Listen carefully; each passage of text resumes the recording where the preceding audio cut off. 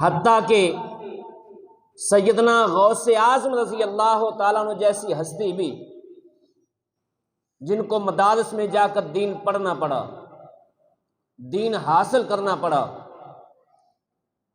کیا ان سے بڑھ کر کوئی پیر ہو سکتا ہے؟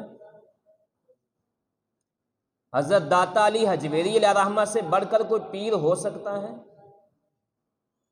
ہماری بدبختی یہ ہے کہ آج ہمارے اوپر وہ پیر مسلط ہو گئے ہیں جو جاہل ہیں، جنہوں نے نہ دین پڑھا نہ مدارس کا دروازہ دیکھا،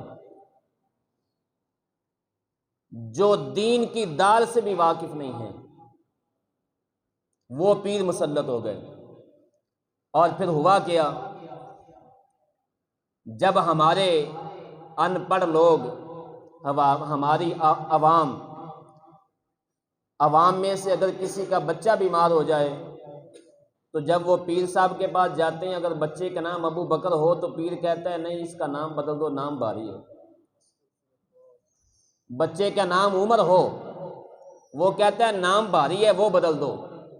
بچے کا نام عثمان ہو تو نام بدلا جاتا ہے، بچے کا نام ابو ذر ہو نام بدلا جاتا ہے، بچے کا نام بلال ہو نام بدلا جاتا ہے۔ میں نے کہا بچے کا نام بعد میں بدلو، پہلے اس خنزیر کا پتہ کرو یہ کون ہے، جس کو ابو بکر کے نام سے چڑ ہے، جس کو عمر کے نام سے چڑ ہے، جس کو عثمان کے نام سے چڑ ہے، جس کو بلال کے نام سے چڑ ہے، جس کو ابو ذر غفاری کے نام سے چڑ ہے، جس کو جو ہے وہ ابو ہریرہ کے نام سے چڑ ہے۔ میں کہا پہلے اس خنزیر کا پتہ کرو یہ کون ہے جو کالی بھیڑ بن کر جو ہے مسلمانوں کے اندر داخل ہو گیا ہے۔